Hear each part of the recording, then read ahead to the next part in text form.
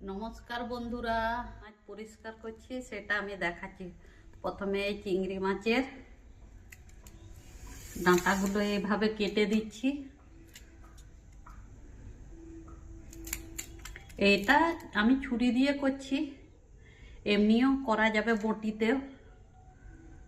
প্রথমে ওর মাথার দিকের শক্ত খোলাটা ওটা ছাড়িয়ে নিলাম, এই যে চোখগুলো বার করে দিলাম।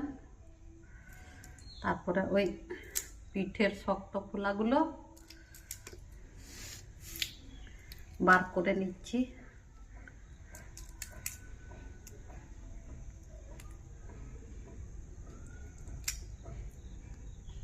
এত ঠান্ডা পড়েছে, ঠান্ডায় চটপট করা যাচ্ছে না।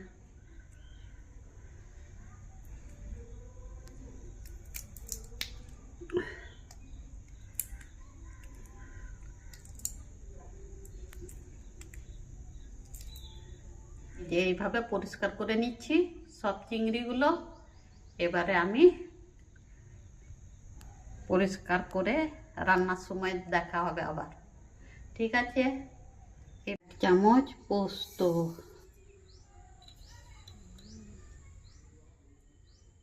2 চামচ দিলাম।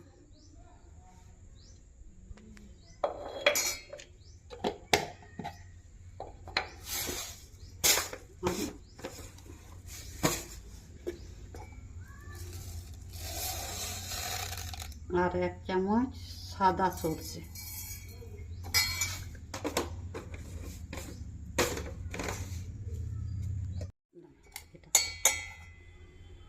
এই এতটা পরিমাণে লঙ্কা দিচ্ছি, একটু ঝাল ঝাল করা হবে। দিয়ে একসাথে ভালো করে পেস্ট করে নেব। কড়াইয়ে তেল দিয়ে দিয়েছি, তেলটা গরম হয়ে গেছে। এবারে বেগুনগুলো ভালো করে ভেজে তুলে নেব। দুটো বড় সাইজের বেগুন এইরকম লম্বা লম্বা কেটে খাদি করে নিয়েছি, 4 টুকরো করে নিয়েছি। দিয়ে দিলাম কড়াইয়ে। এক পিঠ ভাজা হয়ে গেছে, এবারে উল্টে দিতে হবে।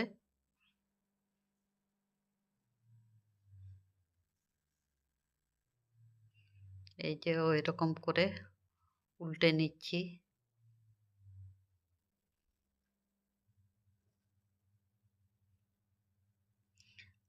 আজকে আমাদের দিকে প্রচণ্ড কুয়াশা হয়েছিল বন্ধুরা, তবু তার মধ্যেই কষ্ট করে বাড়ির কর্তা বাজারে গিয়ে কিনে নিয়ে এসেছে এই চিংড়ি মাছগুলোকে।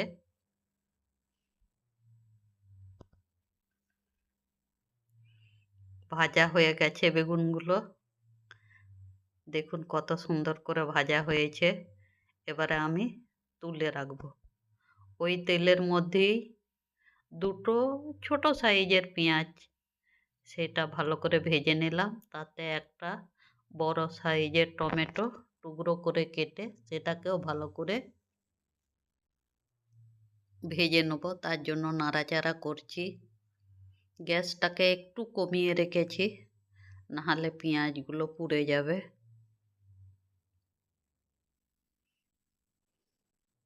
বেশ কিছুক্ষণ নাড়াচাড়া করেছি। এই যে দেখুন পেঁয়াজগুলো ভালো ভাজা হয়েছে এবং টমেটোটাও গলে গেছে। এবারে আমি যে চিংড়ি মাছগুলো ভালো করে ছাড়িয়ে ধুয়ে জল ঝরিয়ে রেখে দিয়েছিলাম, সেই চিংড়ি মাছগুলোকে দিয়ে দিলাম। দিয়ে একটু কষে নেব। চিংড়ি মাছ বেশি কষানোর প্রয়োজন হয় না, সেই জন্য একটু পরেই দিলাম।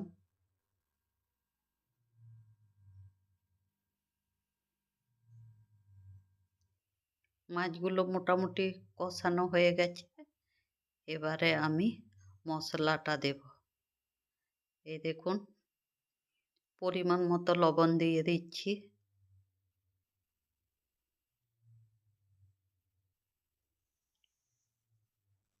হলুদ গুঁড়ো দিয়ে দিলাম।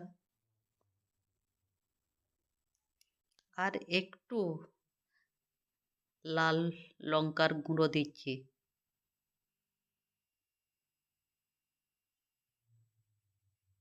দিয়ে একটু আবার মশলাগুলো কষে নেব।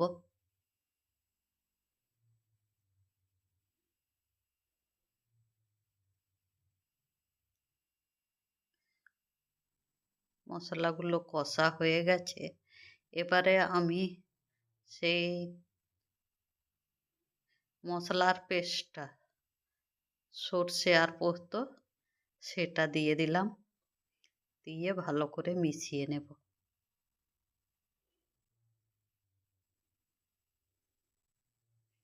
পোস্ত আর সর্ষে তো কষার প্রয়োজন হয় না, সেই জন্য একটু ওতে জল বেশি দিয়েছিলাম।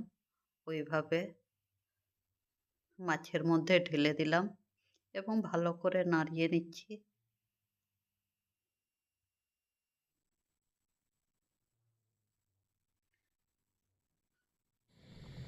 এবারে পরিমাণ মতো জল দিয়ে দেবো। জলটা একটু বেশিই দেব, কেননা বেগুনগুলো তো টানবে।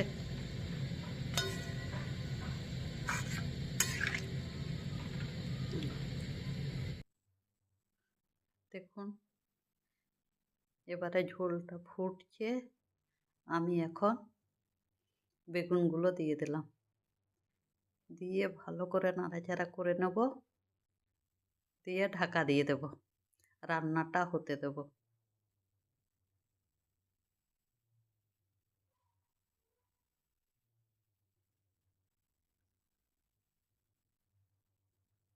ঢাকা দিয়ে দিলাম।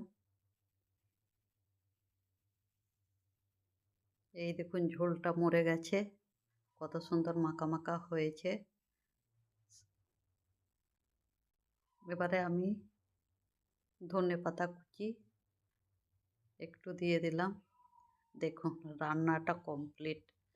এত সুন্দর খেতে হয়েছিল বন্ধুরা, একবার হলেও বাড়িতে বানাবেন।